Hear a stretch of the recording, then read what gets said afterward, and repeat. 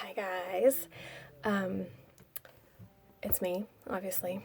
I'm in my daughter's room, so try not to be too upset about the ridiculously messy background. um, but I just had some things kind of put on my heart, and I wanted to share those things with you. If you care to stick around and listen, that's great. If not, scroll on by. Either way is fine with me. If you hear music in the background, my husband is playing guitar and he's singing. So, okay. So anyway, I obviously we've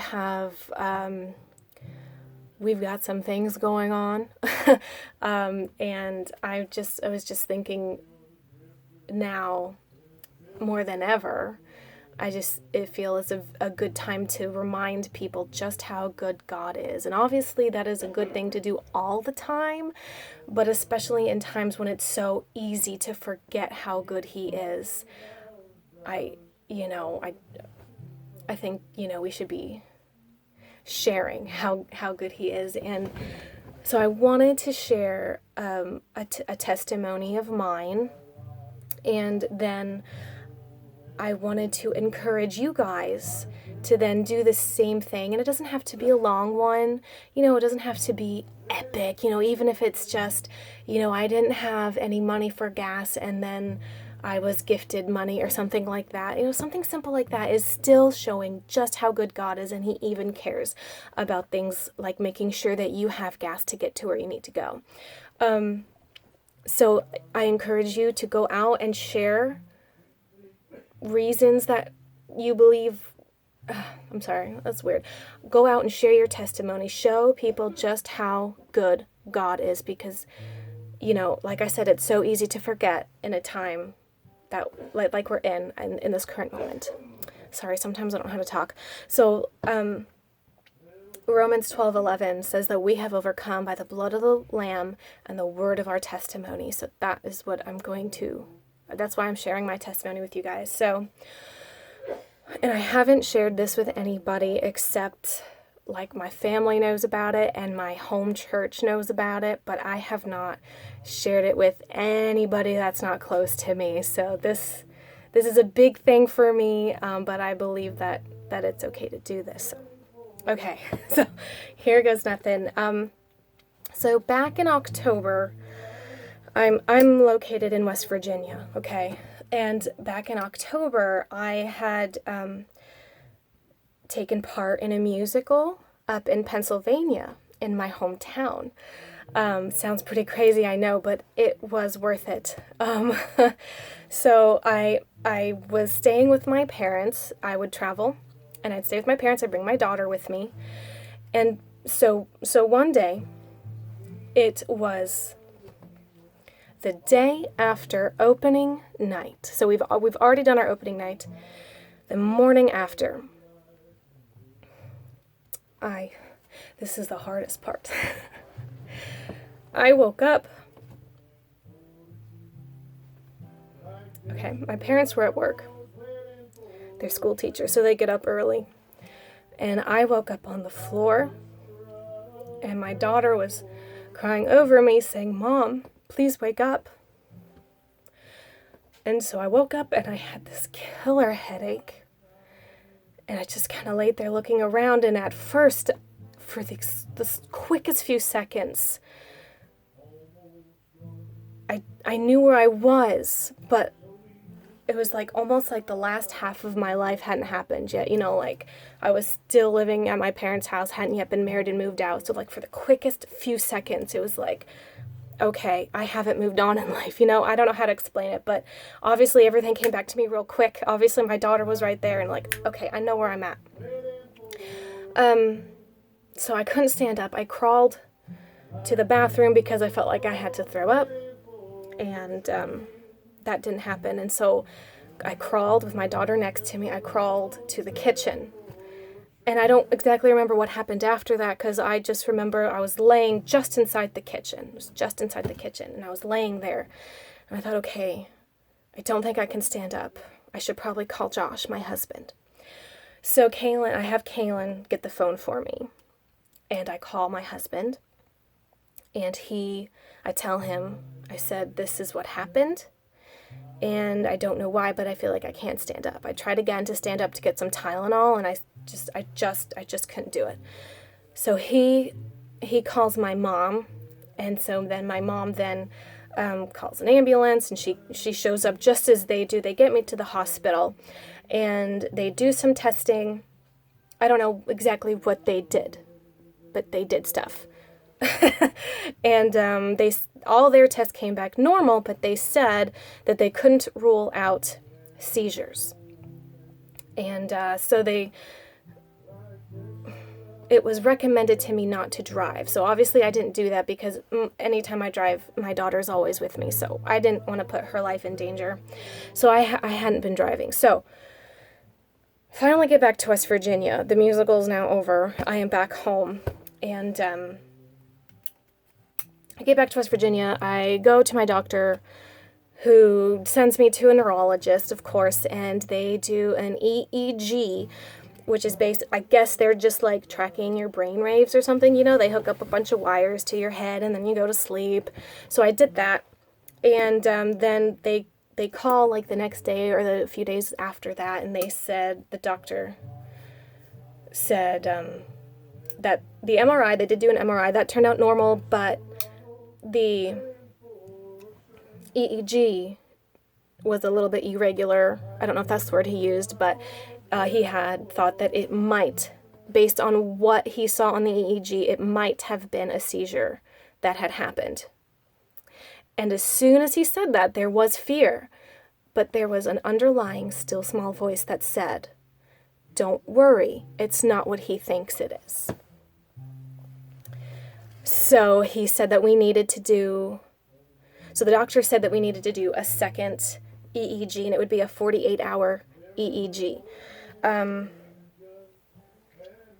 So after that, I lived in a state of regular fear. It wasn't a state of constant fear, but it was pretty regular. Like, I would be walking through Walmart and I would think, what if I fall down and have a seizure? I don't know. So I struggled with that. And anytime I'd have that fear, I would try to remember those words. That still small voice that said, "Don't worry. It's not what the doctor thinks it is." So, and there was one point in time when I had this fear. It was like a few days before the 48-hour EEG was supposed to happen, and I thought, what if I die? Because I have no experience with this kind of stuff happening to me, but I had that thought in church. What if I die? And my eyes, I don't think I looked at it. I think it was brought to my remembrance. I did not. Yeah. Okay. Sorry.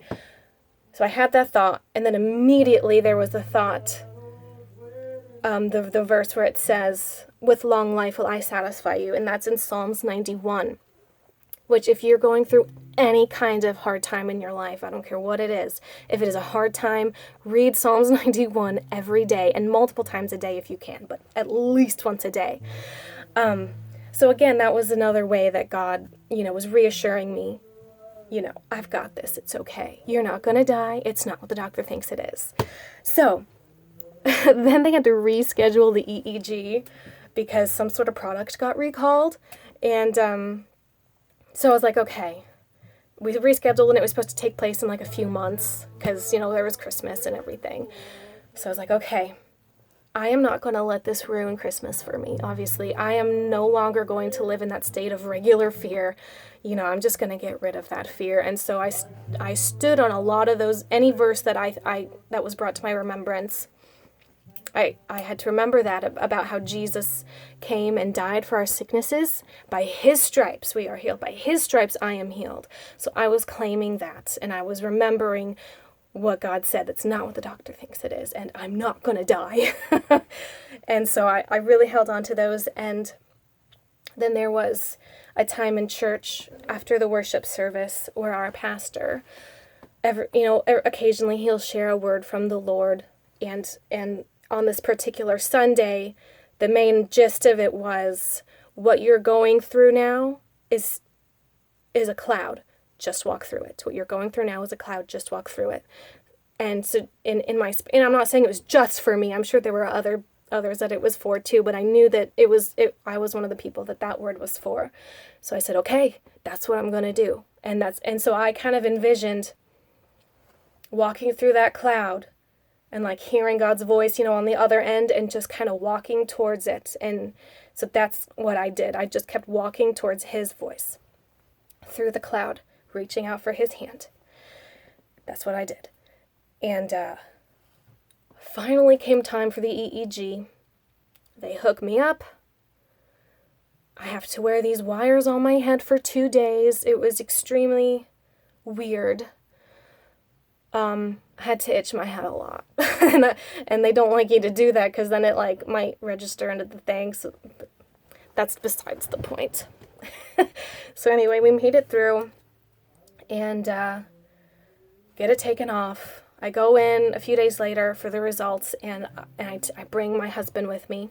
Obviously, he drives me because I'm not driving, but I wanted him there with me anyway. And I get in there, and he's fine because like he has been believing the same things, and he knows everything's okay. But I was like, this is about to be life-changing. My life is about to change forever if it's bad news.